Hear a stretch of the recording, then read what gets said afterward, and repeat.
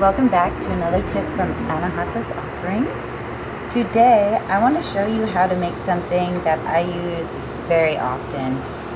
It's called Rejuvelac, and it's a probiotic beverage. Very inexpensive, very beneficial.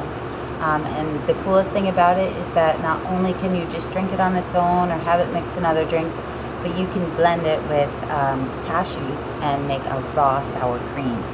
Probiotic rich, you're not using salts, you're not using vinegars, not like that stuff is bad, but when you can actually make your own ferment and have it in its own ingredient, it's the best for your body.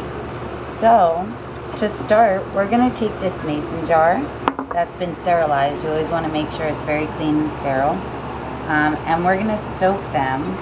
Now you can do this overnight, or adversely you could do it first thing in the morning, and when you get back from work, empty the water, or you could do it at night and rinse the water in the morning. Either way, you're good. So I am gonna soak them today, and then later I will go ahead and revisit them to give them a rinse so that they can start their actual sprouting process. So here I have some filtered water that I'm just gonna put in.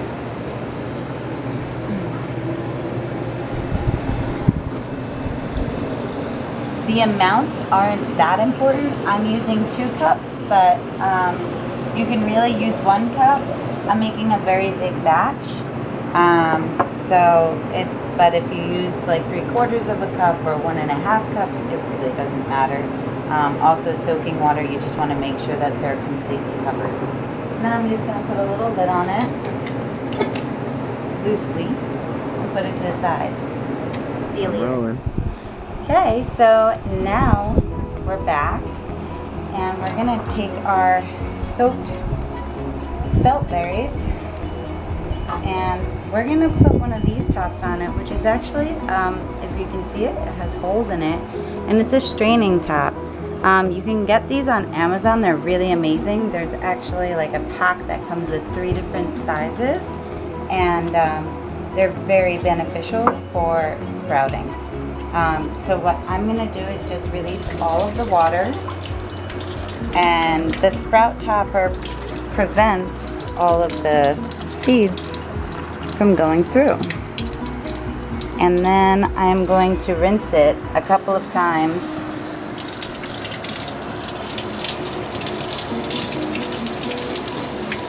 Swirl it around.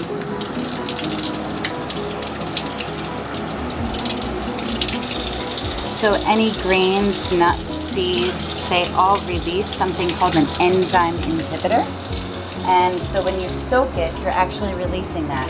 And if it's not self-explanatory enough, enzyme inhibitors inhibit the absorption or the digestion of enzymes.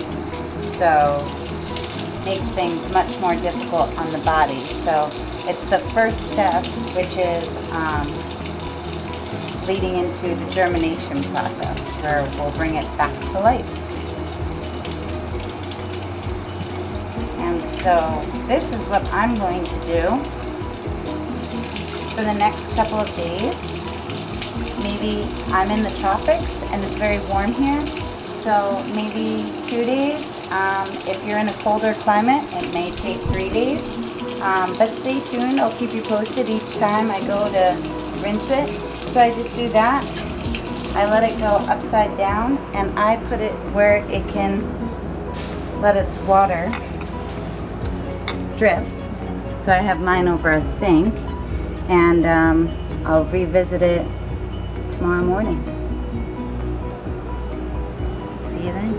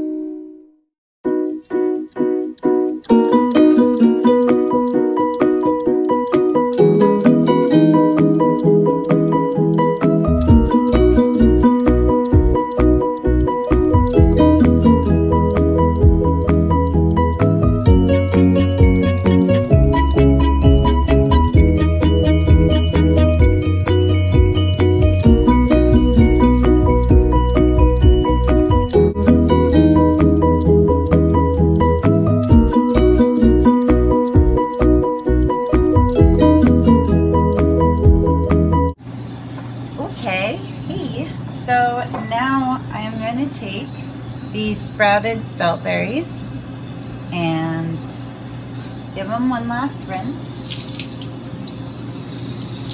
And I'll show you that they're at their optimal sprout for the Rejuvelac.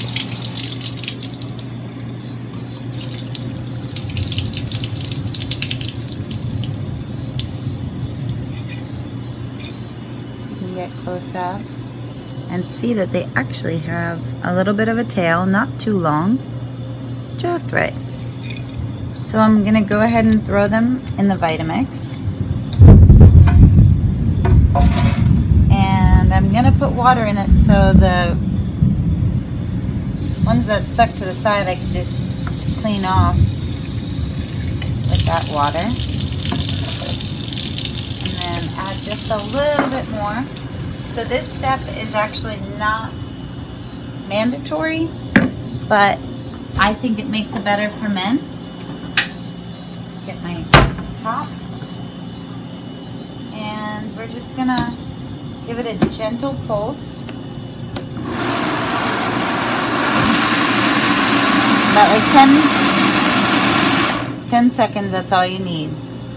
It just breaks up the wheat berry or spelt berry or whatever it is that you're using, if it's a harder one. And then we just pour it back into our jar. And I just keep filling it with water, kind of swirl it around. Helps get all the ones that are stuck on the bottom. If you do little bits at a time, it's much easier than sticking your hand in there.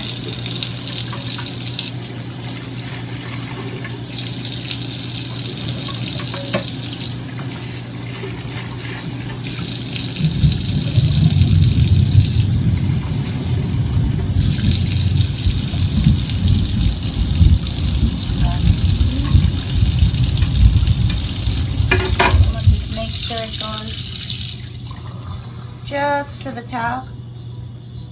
And what I'm gonna do is get a piece of paper towel.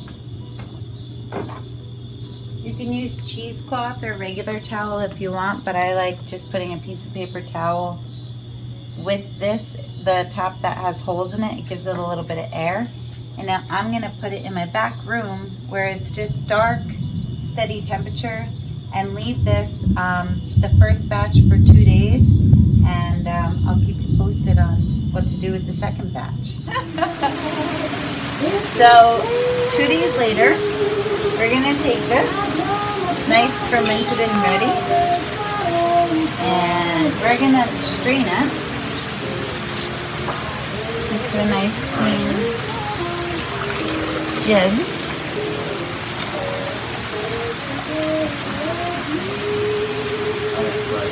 And then I'm gonna put this little bit back in here.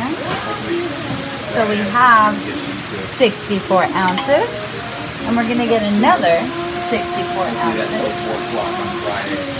Fill it back up with water. Now the second time is only gonna take half the fermentation. So we'll let this sit, but tomorrow night it'll be ready, rather than having to wait 2 days. Just fill it to the top again. I'm going to talk to you more about this. Well, on Saturday, you just need to get yourself. Put our little paper towel over again. Just walk around again, like. Lid. Okay.